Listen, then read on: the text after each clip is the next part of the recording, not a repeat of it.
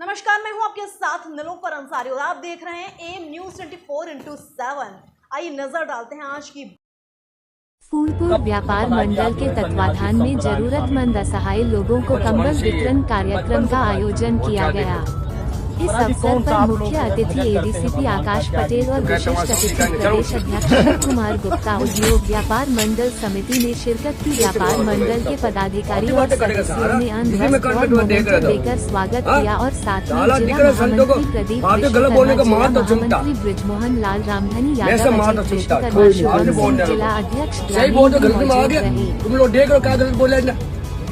महाकुंभ में दर्शन देने आए 5 ऐसे साधु बाबा जिनकी घोर तपस्या के बारे में जानकर रह जाएंगे हैरान। किसी साधु ने जीवन भर न नहाने की खा रखी है कसम, तो कोई साधु कई सालों से अपने एक हाथ को हवा में उठाकर कर रहा ऐसा योग जिसके पूरा होते ही होगा ऐसा चमत्कार जिसकी वजह से पूरी दुनिया में हो जाएगा भारत का बड़ा नाम। पहले नंबर वाले साधु की तपस्या को देखकर तो विदेशों से लोग इस साधु महात्मा के दर्शन करने कुंभ मेले में आ रहे हैं। तो चलिए जानते हैं महाकुंभ में आए इन चमत्कारी साधुओं के बारे में। नंबर 5, छोटू बाबा। कुंभ में शामिल होने आए छोटू बाबा की हाइट 3 फीट से भी कम है, इसीलिए इन्हें छोटू बाबा का नाम मिला हुआ है। लेकिन इनकी खास बात यह है कि इन्होंने पिछले 32 सालों से स्नान नहीं किया है। छोटू बाबा जीवन भर न नहाने की तपस्या कर रहे हैं। छोटू बाबा की इस घोर तपस्या को देखकर हर कोई हैरान है कि पिछले 32 सालों से ना नहाने के बाद भी छोटू बाबा इतनी साफ सुथरे कैसे दिखते हैं और वे इस कठिन तपस्या को कैसे पूरा कर पा रहे हैं। इसीलिए छोटू बाबा से मिलने दूर दूर से लोग महाकुंभ मेले में आ रहे हैं। नंबर 4,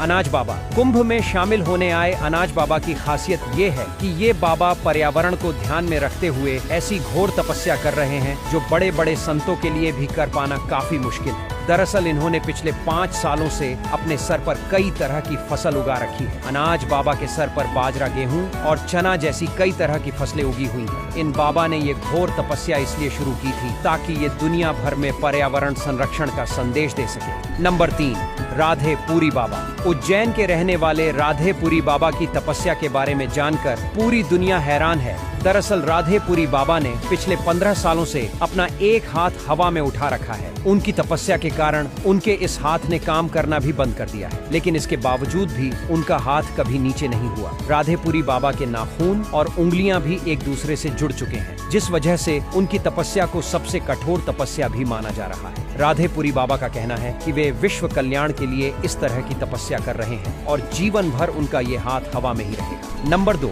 चाबी वाले बाबा। महाकुंभ में आए चाबी वाले बाबा भी लोगों के आकर्षण का केंद्र बने हुए हैं। दरअसल चाबी वाले बाबा अपने गले में 20 किलो से भी ज्यादा वजन वाली चाबी लेकर घूमते हैं और वे ऐसा पिछले कई सालों से कर रहे हैं। चाबी वाले बाबा की ये तपस्या इतनी ज्यादा कठिन है कि उन्हें इस तपस्या की वजह से ठीक से चल फिर पानी में भी मुश्किल होती है, लेकिन फिर भी उन्होंने जीवन भर इस कठोर तपस्या को पूरा करने की कसम खा रखी है। नंबर 1, रुद्राक्ष बाबा। महाकुंभ में शामिल हुए रुद्राक्ष वाले बाबा अपने सर पर 45 किलो से भी ज्यादा वजन वाले रुद्राक्ष की माला को ग्रहण किए हुए हैं। रुद्राक्ष वाले बाबा के सर पर लाखों रुद्राक्ष लगे हुए हैं। इन बाबा का असली नाम गीतामंद गिरी महाराज है और ये महादेव के सबसे बड़े भक्तों में से एक माने जाते हैं, जो जीवन भर इस घोर तपस्या को करने की कसम खाए हुए हैं। दोस्तों, महाकुंभ मेले में इन 5 तपस्वी बाबाओं के अलावा भी लाखों ऐसे साधु संत शामिल हो रहे हैं जिनकी चमत्कारी शक्तियों देखकर आपको भी यकीन नहीं होगा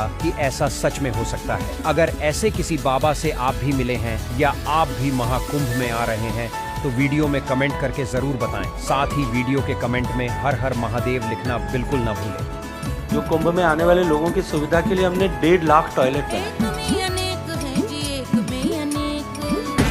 उन 1.5 लाख टॉयलेट्स को मेंटेन करने के लिए 4.5 लाख सफाई कर्मचारी, उनके ऊपर जो है उसके मैनेजमेंट को देखने के लिए उनको व्यवस्थित ठीक से काम हो, उसमें ऐसे 12,000 लोग हैं और 1,000 लोग जो हैं ऊपर का टॉप मैनेजमेंट देखने वाले। अब ये जो 4,65,000 लोग हैं, इनके रुकने की व्यवस्था भी की है, इनके भोजन की व्यवस्था की है। 4,50,000 लोग वहाँ पर परमानेंट 1.5 महीने से ज़्यादा रहेंगे। अब सफाई कर्मचारी पति पत्नी दोनों हैं, उनके बच्चे भी हैं, वो क्या करेंगे? वहाँ 2 महीने के लिए उनका स्कूल भी बनाया ताकि उनकी पढ़ाई खराब नहीं हो। 15 लाख के आसपास विदेशी सैलानी आएंगे, उनके लिए हमने बहुत सारे टूर्स क्यूरेट किए कि वो आए वहाँ पे आकर के कुंभ के अतिरिक्त भी कुंभ के भारत को देखें। वहाँ हमने इन सब को होस्ट करने के लिए 50 luxury ultra luxury tents ITDC ने लगाए हैं। सुविधा देते हुए उनको कुंभ का दर्शन करा सके, इन सब पे काम।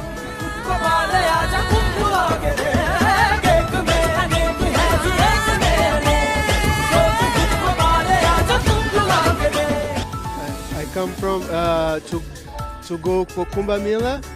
I practice yoga and I search for moksha. Yes. Amazing. India is a spiritual heart of the world. So I'm very happy. First time in India, I go Varanasi, then I come here.